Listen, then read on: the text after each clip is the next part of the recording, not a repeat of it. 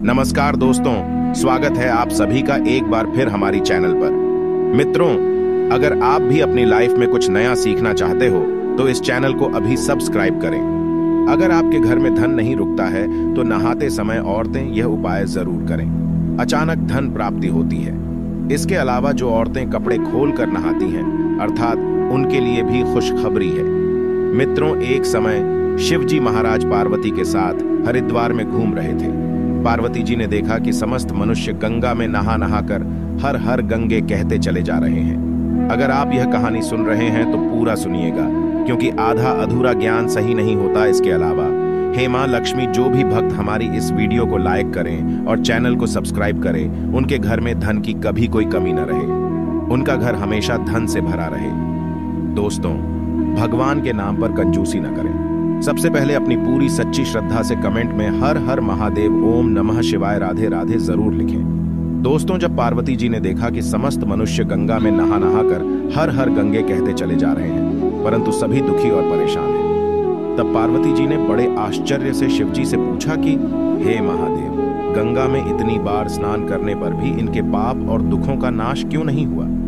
क्या गंगा में सत्यता नहीं रही? शिव जी ने कहा, प्रिय, गंगा में तो वही सामर्थ्य है, परंतु इन लोगों ने पापनाशिनी गंगा में स्नान ही नहीं किया है, तब इन्हें लाभ कैसे हो? पार्वती जी ने आश्चर्य से कहा कि स्नान कैसे नहीं किया?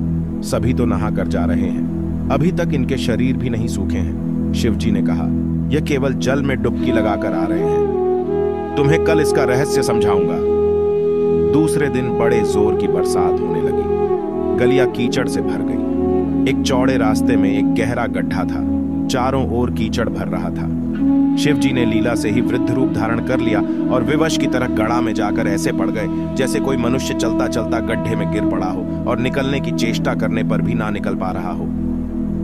पार्वती जी को उन्होंने यह समझाकर गड्ढे के पास बैठा दिया कि देखो, तुम लोगों को सुना सुनाकर यूं पुकारती रहो कि मेरे वृद्ध पति अकस्मात गड्ढे में गिर पड़े हैं। कोई पुण्य आत्मा इन्हें निकाल कर इनके प्राण बचाए और मुझ असहाय की सहायता करे। शिव जी ने यह और समझा दिया कि जब कोई गड्ढे में से मुझे निकालने को तैयार हो, तब इतना और कह देना कि भाई, मेरे पति सर्वथा निष्पाप है, इन्हें वही छुए जो स्वयं निष्पाप हो। यदि आप निष्पाप है तो इनके हाथ लगाइए, नहीं तो हाथ लगाते ही आप भस्म हो जाएंगे। पार्वती जी तथास्तु कहकर गड्ढे के किनारे बैठ गई और आने जाने वालों को सुना सुनाकर शिव जी की सिखाई हुई बात कहने लगी। गंगा में नहाकर लोगों के दल के दल आ रहे हैं। सुंदर युवती को यूं बैठी देखकर कईयों के मन में पाप आया, कईयों को कुछ धर्म का भय हुआ, कई कानून से डरे। कुछ लोगों ने तो पार्वती जी को यह भी सुना दिया कि मरने दे बुढ़े को, क्यों उसके लिए रोती है। और कुछ दयालु चरित्रवान पुरुष थे, उन्होंने करुणावश उस युवती के पति को निकालना चाहा, परंतु पार्वती के वचन सुनकर वे भी रुक गए। उन्होंने सोचा कि हम गंगा में नहाकर आए हैं तो क्या हुआ, पापी तो है ही, कहीं सहायता करते समय हम भस्म न हो जाएं। इस स्त्री के कथन के अनुसार हम स्वयं भस्म ना हो जाए, किसी का साहस नहीं हुआ। सैकड़ों आए, सैकड़ों ने पूछा और चले गए। संध्या हो चली। शिव जी ने कहा, पार्वती, देखा आया कोई सच्चे हृदय से गंगा में नहाने वाला। थोड़ी देर बाद एक जवान हाथ में लौटा लिए, हर हर गंगे करता हुआ निकला। पार्वती ने उसे भी वही बात कही। युवक का हृदय करुणा से भर आया। उसने शिव जी को निकालने की तैयारी की। पार्वती ने रोककर कहा कि भाई, यदि तुम सर्वथा निष्पाप नहीं होंगे तो मेरे पति को छूते ही जल जाओगे। उसने उसी समय बिना किसी संकोच के दृढ़ निश्चय के साथ पार्वती से कहा कि माता, मेरे निष्पाप होने में तुझे संदेह क्यों होता है? देखती ही नहीं, मैं अभी गंगा नहा कर आया हूं। भला गंगा में गोता लगाने के बाद भी कभी पाप रहते हैं? अभी तुम्हारे पति को निकालता हूं। युवक ने लपक कर बूढ़े को ऊपर उठा लिया। शिव पार्वती ने उसे अधिकारी समझकर अपना असली स्वरूप प्रकट कर उसे दर्शन देकर कृतार्थ किया। शिव जी ने पार्वती से कहा कि इतने लोगों में से इस एक ने ही गंगा स्नान किया है। इसी दृष्टांत के अनुसार जो लोग बिना श्रद्धा और विश्वास के केवल दंभ के लिए गंगा स्नान करते हैं, उन्हें वास्तविक फल नहीं मिलता, परंतु इसका यह मतलब नहीं कि गंगा स्नान व्यर्थ जाता है। गंगा स्नान का बहुत पुण्य भी है। इसके बाद शिव जी ने पार्वती जी से कहा, अब मैं आपको 12 बातें बताता हूं। जो भी मनुष्य इन 12 बातों को नहाते समय ध्यान में रखता है, वह कभी भी दुखी नहीं रहता है। उसके घर में मां लक्ष्मी का वास हो जाता है। उसके घर में अपार धन आता है। घर में कभी भी लड़ाई झगड़ा नहीं होते हैं। उसका पूरा परिवार हंसी खुशी जीवन व्यतीत करता है। तब माता पार्वती ने कहा, हे भगवान, आप हमें यह वह 12 बातें बता दीजिए। इसके बाद भगवान शिव उन बातों को बताना शुरू कर देते हैं और माता पार्वती बहुत ध्यान से सुनने लगती है। दोस्तों, यह 12 बातें आप लोग भी बिल्कुल ध्यान से सुनना। इसके बाद भगवान शिव कहते हैं, प्रिय, यह 12 बातें बताने के बाद मैं आपको एक बात और बताऊंगा जो औरतों के लिए है। जो औरतें कपड़े खोलकर स्नान करती हैं, उनके लिए यह बात बहुत ही महत्वपूर्ण है। तो पार्वती जी, इस बात को आप बहुत ही ध्यान से सुनना। तभी शिव जी अपनी वाणी को शुरू कर और बताने लगते हैं। दोस्तों, शिव जी कहते हैं, स्नान करने से शरीर निरोगी रहता है और मन प्रसन्न रहता है। नहाने से चेहरे की क्रांति और शारीरिक आकर्षण में भी बढ़ोतरी होती है।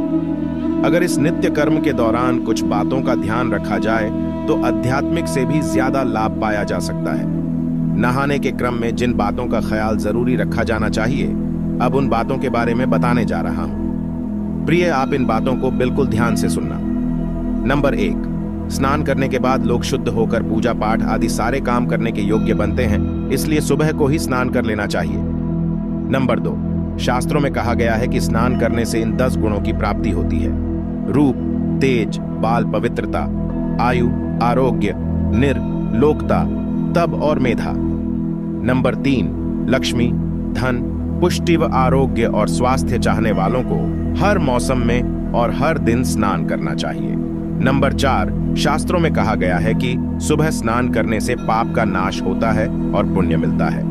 ऐसा कहा गया है कि सुबह नहाने वालों के पास नकारात्मक शक्तियां नहीं भटकती, इसीलिए सुबह स्नान करना ही उचित है।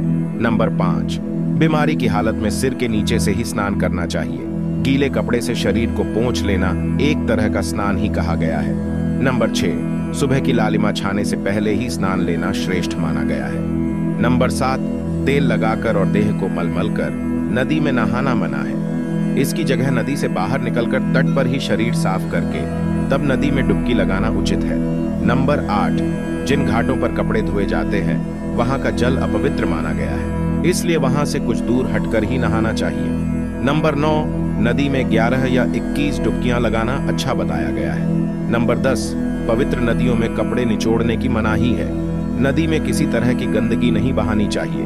नंबर 11, नल की तुलना में झरने का पानी, झरने से ज्यादा नदी का पानी, नदी के पानी से किसी तीर्थ का जल, तीर्थ के जल से गंगा जल अधिक श्रेष्ठ माना गया है। नंबर 12, गंगा माता का कथन है कि स्नान करते वक्त कोई चाहे जहां भी मेरा स्मरण करेगा, मैं वहां के जल में आ जाऊंगी। इसके बाद शिवजी ने कहा, अब मैं आपको औरतों के बारे में बताता हूं जो औरतें कपड़े खोलकर स्नान करती हैं। शिवजी ने कहा, हिंदू धर्म शास्त्रों में हर एक चीज के लिए कुछ नियम बनाए गए हैं। इन नियमों में से एक है स्नान को लेकर की गई बातें। ऐसा माना जाता है कि आम व्यक्ति को शास्त्रों के नियमों का पालन जरूर करना चाहिए, जिससे घर की सुख समृद्धि बनी रहती है और खुशहाली आती है। साथ में अपार धन बरसता है, माता लक्ष्मी प्रसन्न होती है। दरअसल हमारे शास्त्रों में ऐसी कई बातें लिखी गई हैं जिनका हम पालन सदियों से करते चले आ रहे हैं, लेकिन उसके कारणों के बारे में अभी भी पूरी जानकारी नहीं है। ऐसे ही नियमों में से एक है निर्वस्त्र स्नान करना। आपने अक्सर घर के बड़ों को ऐसा कहते सुना होगा कि कभी भी स्नान बिना कपड़ों के यानी निर्वस्त्र नहीं करना चाहिए। अगर हम पौराणिक कथाओं की बात करें तो निर्वस्त्र स्नान की मनाही का एक सबसे बड़ा कारण कृष्ण जी के समय से जुड़ा है। पौराणिक कथाओं के अनुसार एक बार जब गोपिकाएं सरोवर में स्नान कर रही थीं और वो निर्वस्त्र थी, उस समय बाल कृष्ण ने गोपियों के सभी वस्त्र छिपा दिए। उस समय जब कृष्ण जी ने उनके वस्त्र छिपा लिए और गोपियों ने अपने वस्त्र वापस लेने की प्रार्थना की, तब कृष्ण जी ने उन्हें समझाया कि कहीं भी बिना वस्त्र धारण किए स्नान नहीं करना चाहिए। इससे जल के देवता वरुण का अपमान होता है, इसलिए आपको निर्वस्त्र स्नान न करने की सलाह दी जाती है।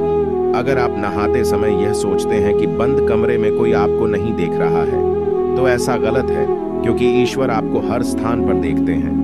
यदि आप निर्वस्त्र होकर स्नान कर रहे हैं तो ये मुख्य रूप से जल के देवता वरुण का अपमान करने जैसा होता है। निर्वस्त्र स्नान से आपको पाप लग सकता है और आर्थिक और शारीरिक नुकसान पहुंच सकते हैं। यदि आप निर्वस्त्र स्नान करते हैं तो आपके शरीर में नकारात्मक ऊर्जा प्रवेश करती है और आपकी मानसिकता भी नकारात्मक हो सकती है। इसलिए हमेशा आपको यही सलाह दी जाती है कि भले ही आप नहाते समय कोई एक कपड़ा धारण करें, लेकिन बिना कपड़ों के स्नान न करें, तभी आपके लिए बेहतर होगा। निर्वस्त्र स्नान से शरीर की सकारात्मक ऊर्जा शरीर से बाहर निकल सकती है और इसका प्रभाव आपके शरीर के साथ मन मस्तिष्क में भी होता है।